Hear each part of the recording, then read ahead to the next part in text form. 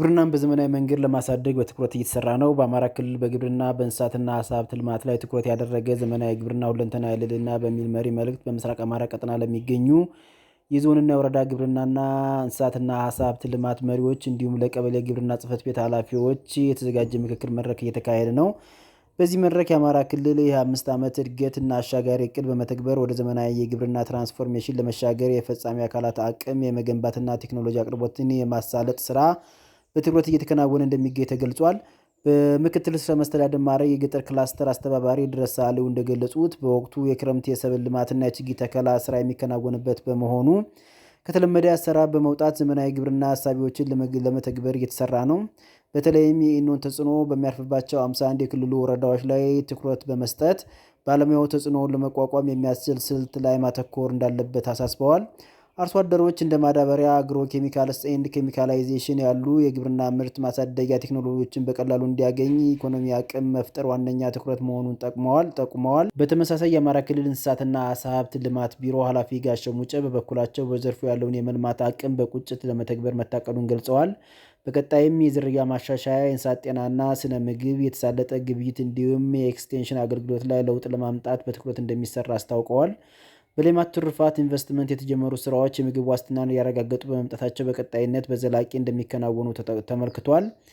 የመድረኩ ተሳታፊዎችም ተቋማትን በማጠናከር ለዘርፉ ውጤታማነት በቅንጅት ለመስራት ቃል ገብተዋል።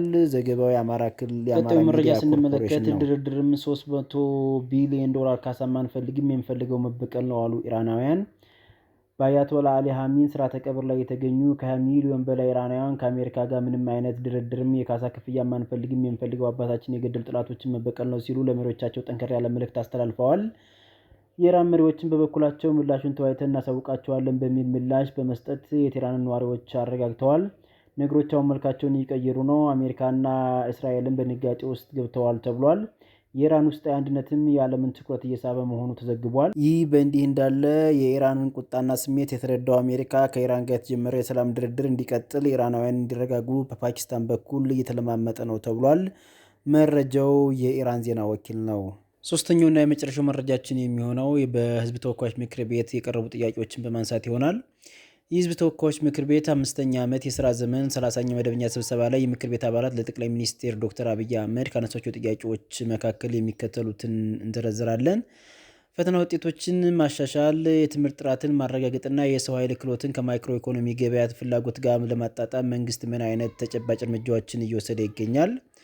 መንግስት ከሆርሙዝ ሰርጥ ቀውስ ትምህርት በመውሰድ የኢትዮጵያ የባህር በር የባለቤትነት ጥያቄ ከንግድ ዋስትናና ኢኮኖሚያዊ ሉዓላዊነት አንጻር ለማረጋገጥ በቀጣይ ምን አይነት ስራ ሊሰራ አስቧል?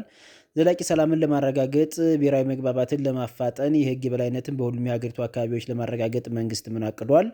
የዋጋ ንረትን በዘላቂነት ለመቀነስ የስራ እድሎችን ለወጣቶችና ለሴቶች ለማስፋፋት መንግስት ምን አስቧል?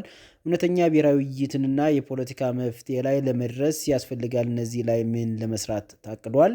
የታጠቁ ኃይሎች ውጊያ በቀጠሉበት ሁኔታ የሚደረግ የምክክር ሂደት ትርጉም የለሽ እንዳይሆን በዚህ ረገድ ምን ታስቧል? ሁሉን አሳታፊ ህገ መንግስታዊ ማሻሻያና እውነተኛ ፌዴራላዊ ስርዓት ለማቋቋም ምን ታቅዷል? ሁሉም ዜጎች የኔ ነው የሚሉት ህገ መንግስት እንዲኖር የህገ መንግስት ማሻሻያ ለማድረግና ሚዛናዊ የስልጣን ክፍፍል እንዲኖር ምን ታቅዷል? የሚሉትና መሰል ጥያቄዎች በህዝብ ተወካዮች ምክር ቤት ሲነሱ የነበሩ ጥያቄዎች ናቸው። ለዛሬው መረጃዎቻችን ጨርሰናል። በቀጣይ በሌሎች መረጃዎች እስከምንመለስ ድረስ እናመሰግናለን። መልካም ቀን።